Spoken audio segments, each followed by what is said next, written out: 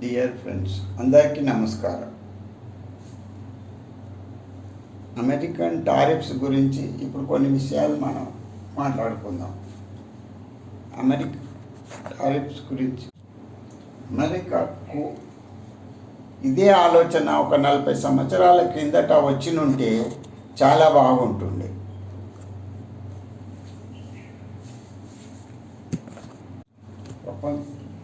ప్రపంచంలో అన్ని దేశాల నుంచి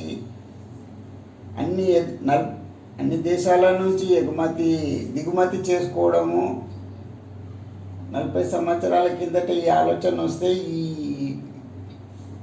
అప్పుడు ప్రపంచానికి బాగుంటుండే, ప్రపంచ దేశాలకు చాలా బాగుంటుండే, అమెరికన్స్కు కూడా చాలా బాగుంటుండే. ఎందుకంటే వాళ్ళ పిల్లలకు ఇప్పుడు ప్రస్తుతము ఉద్యోగాలు లేవు. ఇంకొకటి వాళ్ళకు వాణిజ్య లోటు, ఎక్స్పోర్ట్ ఇంపోర్టు, దిగుమతి. వాణిజ్య లోటు వాళ్ళకు $1 ట్రిలియన్ లోటు ఉన్నది. వాళ్ళకు ఎవ్రీ ఇయర్ $1 ట్రిలియన్ లోటు ఉన్నది. $1 ట్రిలియన్ అంటే 85 లక్షల కోట్ల వాణిజ్య లోటు ఉన్నది వాళ్ళకి ప్రస్తుతం. ఈ టారిఫ్స్ వల్ల ఆ సమస్య పరిష్కారం కాదు. ఇదే ఆలోచన 40 సంవత్సరాల కింద ఉంటే అప్పుడు అందరూ వాళ్ళకు మంచిగా ఉంటుండే, ప్రపంచ దేశాలు కూడా ఆలోచిస్తుండే ఏది దిగుమతి చేయాలి అమెరికాకు, ఏది దిగుమతి చేయకూడదు అనే ఆలోచన ప్రపంచ దేశాలకు ఉంటుండే. ప్రస్తుతం ఈ టారిఫ్స్ వల్ల నష్టపోయేది ఎవరో కాదు, అమెరికన్ కామన్ పీపుల్, ప్రజలు నష్టపోతారు. ఎందుకంటే ఇప్పుడు ప్రపంచంలో ఆ టారిఫ్ వల్ల 20% నుంచి 50% పెంచి ఇది ఎవరి మీద పడుతుంది? అది ప్రజల మీద, అమెరికన్ ప్రజల మీద పడుతుంది.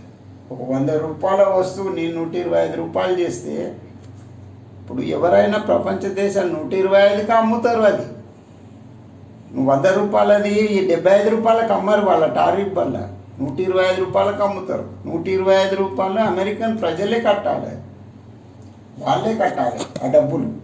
ఈ టారిఫ్ వల్ల ప్రపంచ దేశాలకు కష్టం అవుతుంది. 1 సంవత్సరం 2 సంవత్సరాలలో ప్రపంచ దేశాలు కోలుకుంటాయి, ఇంకా వేరే విధానం, వేరే దారులు వెతుక్కుంటాయి. అది అమెరికాకు అవకాశం లేదు. ఇంక ఈ టారిఫ్ వల్ల అమెరికానే నష్టపోతుంది.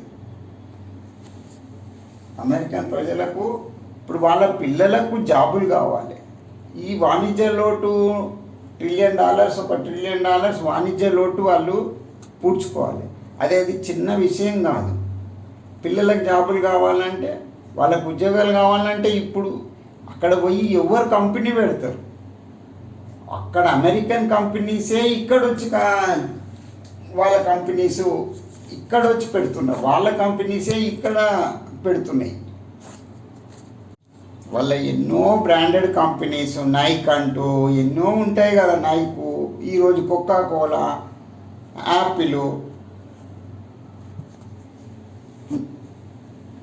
ప్రతి కంపెనీస్ వాళ్ళ ఇక్కడ వచ్చి బంగ్లాదేశ్లో, మయన్మార్లో, ఇండోనేషియాలో, వియత్నాంలో, ఇండియాలో, భారతదేశంలో ఈ విధంగా వాళ్ళు అక్కడోళ్ళే వచ్చి ఇక్కడ కంపెనీస్ పెడితే ఇక్కడ నుంచి పోయి వాళ్ళు అక్కడ ఎవరు కంపెనీ పెట్టలేరు కదా. రూపాయికి $85 అంటే ఎవరు పెడతారు? అక్కడ పోయి ఎవరు పెట్టాలి? అందుకని ఈ సమస్య పరిష్కారం కావాలంటే ఇది చాలా కష్టమైన సమస్య. ఇది గత ప్రెసిడెంట్లు అందరూ ఆలోచించకుండా జరిగింది. ఇది తప్పు. ఇది ఇప్పుడు జరిగింది కాదు. ఇది గత 40 సంవత్సరాల నుంచి వాళ్ళకున్న అవకాశాలను అప్పుడే పోగొట్టుకున్నారు వాళ్ళు. మరి వాళ్ళ పిల్లల కోసం వాళ్ళ ప్రెసిడెంట్లు ఎందుకు ఆలోచించలేదు? ఇప్పుడు వాళ్ళ పిల్లలకు ఉద్యోగాలు కావాలంటే చాలా కష్టమైన పని. అది అంత ఈజీ కాదు.